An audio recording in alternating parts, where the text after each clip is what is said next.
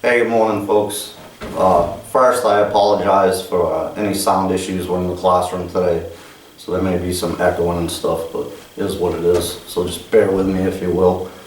So yesterday, I put a post on Facebook, and I was talking about knives, and why I did that was because I seen somebody posted a picture and a post about their knife, and I won't mention any names. I can't even remember the gentleman's name that posted it, but and I won't mention the name of the knife because I think it's irrelevant.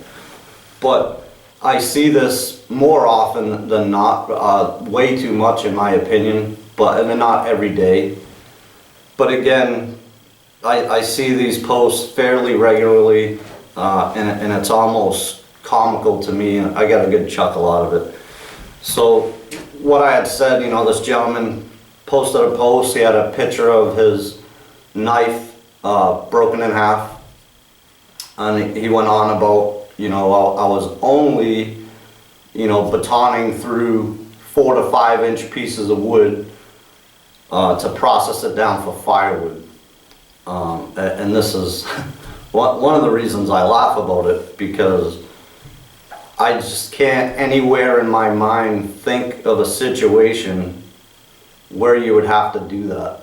And I think this is probably the biggest key or proponent of why you would baton a knife to begin with. A lot of people, in the bushcraft and survival community have taken this batoning thing to crazy levels. Even people that do, knife reviews and stuff like that, the first thing you see them do is pound the knife through a log or something like that. And to me, my own opinion, I think that's ludicrous, absolutely ludicrous. But to each his own. If you're one of them and you want to beat the snot out of your knife and baton it because you feel that's what it needs to do, then so be it. I'm not here to talk you out of it. I'm not here to crap on anybody or tell you you're doing it wrong. I just like to, shoot videos and talk about how I think about things, and maybe save some people some heartache over broken knives, money, and that sort of thing. So my post on Facebook talking about that got quite a bit of attention, and a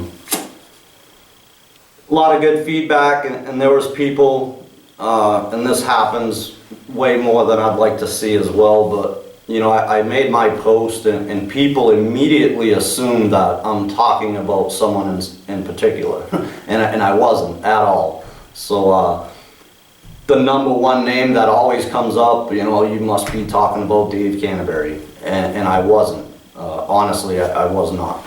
It had nothing to do with him. But certain people teach things in a certain mentality and in a way to go about things, and things you need to think about and or be able to do. And again, here's one of them reasons, if you had to. Okay, so we're gonna immediately put you in a situation and pitch to you an idea or a mentality that makes you believe that you have to do this. So again, batoning your knife. It's a must, and your knife has to fit certain criteria and all this stuff. And again, I'm not saying you're wrong. I'm not saying anything like that. But to me, it's ludicrous. Absolutely ludicrous, again. So, do I baton my knife? Sarge, do you baton your knife? I have a lot in the past. Anymore, no, I really don't. There's a couple instances where I would, and I don't see an issue with it.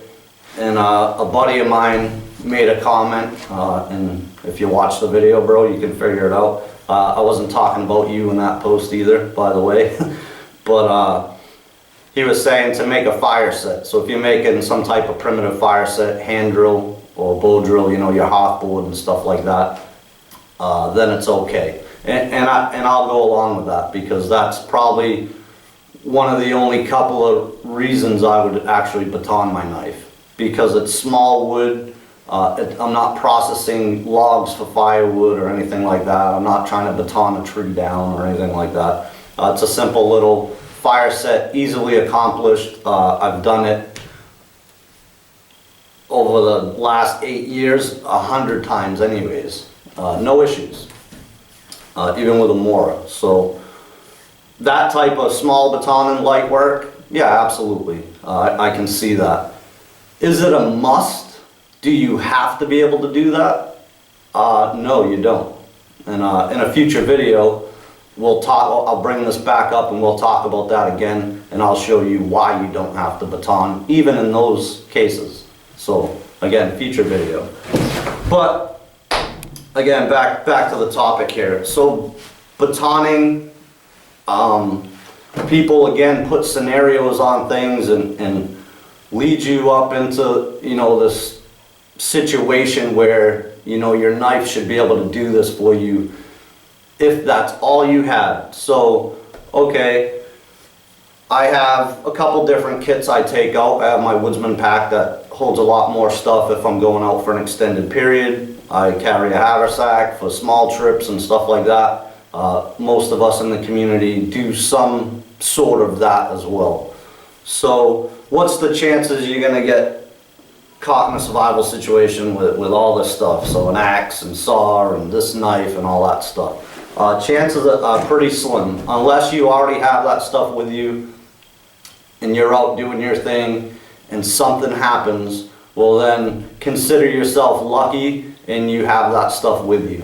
But in most cases, you're gonna have what's on you. And this brings me back to a video a buddy of mine shot Viet Nombo. He calls it his 24/7 kit, and I'll do a video on that too. And you'll probably be surprised what I carry anymore as far as that. But again, different video. But I've shot videos in the recent past, and I believe that a knife, probably the most important thing it needs to do, and I've talked about this, is make feather sticks or simply curls. It doesn't have to be really a feather stick, but to help you accomplish fire, okay? And that's in less than ideal conditions, but I've done it without using any tools as well. So I've gone out in a blizzard and got a blazing fire going in quick fashion with just my hands, a twig bundle, and a match. So again, there's more involved here, so I keep losing my train of thought. But you know, the ferro rod, I was a big proponent of them, and yeah, I could throw that in the water and take it out and get a fire going like that. Beautiful. Yeah, that makes sense to me back then. But now knowing, hey, I have to grab a bunch of stuff and process it. Hopefully it's dry. You can get it to go with marginal stuff as well because the sparks are so hot. But I have to process a bunch of crap to use that ferro rod. So is it better than a match? Is it better than a lighter or something like that? I don't know. Personal opinion, I guess. And my opinion on that is no, it's not. But so, you know, people, they baton their knives and they process firewood, and it always seems to be a perfectly cut log, so perfectly flat ends on it. How did you get to that stage, for one? And now you're batoning, you know, through this big log with your knife, and your knife shatters and you are blown away. Can't believe it. Can't believe my knife broke. To the extent that you're shipping it back to get refunded or to get a new knife. Oh my. It is what it is. Again, I think batoning has its place. Again, small little stuff, maybe making a fire set. Again, do you have to be able to do that? No, you really don't. So batoning in general, I personally just can't see a reason or a situation to have to do that. I just personally, I can't see one. And I've thought and read comments and all that stuff for years now, and I still can't come up with that scenario or situation that I would have to beat on the back of my knife to process firewood. And if it's a a dire straight, no shit survival situation, and guess what? Yeah, Sarge, you don't have anything with you. You didn't have your pack on you, you don't have your axe, so what are you gonna do for firewood now and all that stuff? Well, I've already showed that in videos with a twig bundle and a match. Didn't even need anything, not one tool at all. So I can do without this stuff. Yeah, the saws are great. Bow saw, buck saw, the Baco folding saw, they're all great. Axes, awesome. They make life easy. That's why they were invented. It makes your life a lot easier in the woods. But if you don't have them, what do? I'll tell you, if I was in a no-crap survival situation, and that's what we're going to call it, survival situation, and I have any one of these custom knives, or even the Mora, whatever the case may be, the last thing I would do is baton that thing. That would be absolutely the furthest thing from my mind, and again, I can't see a reason that I would have to do that. I just can't see it. So, I don't know. It's funny to me. And again, I totally lost my train of thought on the order I was going with this stuff. But I think you guys get the point. Again, my opinion, not trying to crap on anyone or tell people you're wrong and I'm right and you should do it my way. That's not what it's about. It's just, you know, go out there and do it. Because a lot of people stick with one way of thinking on what, you know, the experts or the pros or whatever you want to call those people say, and they can't get away from that. So it's, oh, my knife has to do this and I should be able to do this, or the knife isn't worth shit to me.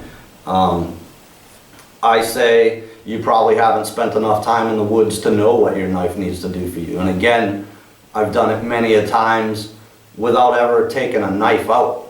I've had classes. You know, I had my Mora hanging from my neck and never used it. I took out my Swiss Army knife out of my pocket to make feather sticks. And that was it. But other than that, twig bundle and a match or whatever the case may be, didn't need the axe, didn't even need the knife, and I got it done without that stuff. So there's ways to do things. I think that comes with experience and being out there and actually doing it rather than, you know, sitting on Facebook, post a picture and, yeah, here's my knife, it meets all this criteria and that, trust my life with it, and, you know, then you go smash it through a log and it breaks and you're blown away by that.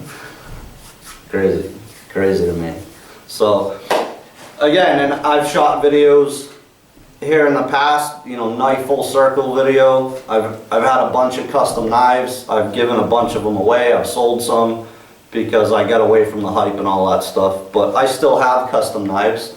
Right after I shot that video, had good old WC Knives make me one. Right after I shot that video. So I'm not saying custom knives are junk and you should never buy one, because they're beautiful and these people do great jobs.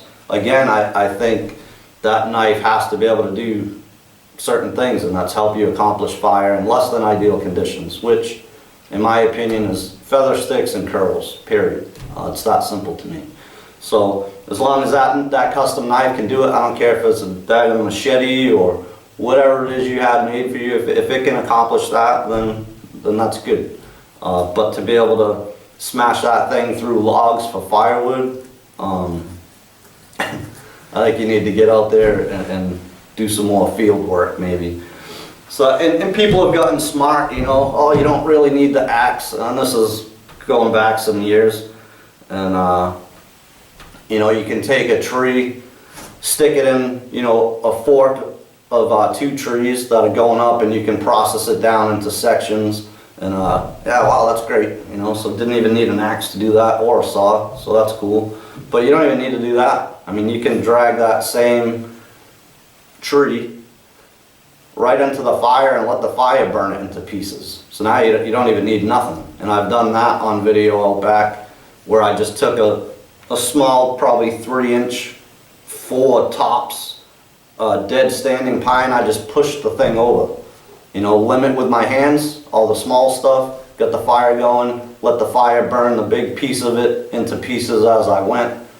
Didn't even need a tool, not a knife, an axe, a saw, nothing.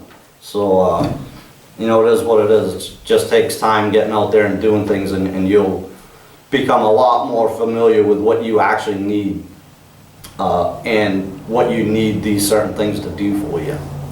In a lot of cases, you don't even need them. So, dire straight survival situations, people will sell you whatever you want nowadays, you know, because the community took off, all kinds of TV shows and the likes, videos now, and people will sell you anything, you know, survival toilet paper, survival toothpaste, survival Q-tips, you name it, they're going to sell it, so for what that's worth. But anyways, I'm going to stop rambling on. Again, I think you guys got the point. To me, batoning is absolutely not needed. If you're doing it, you know, with small stuff, again, fire kits and the likes, yeah, I can totally see that. Definitely not a must, but, you know, processing firewood, there's a lot of other ways that you can do it even without tools. So if you get caught without an axe, it's still possible. You don't need to beat the snot out of the only thing you got stuck with, you know. And then when that breaks, now you're really screwed. So for what that's worth, guys, again, I'm going to stop running my mouth here, but thanks for joining me for this one. Hopefully it opens some eyes, and again, no offense to anybody, to each his own. Do you, and take what I say with a grain of salt, and that's it. So we'll catch you on the next one.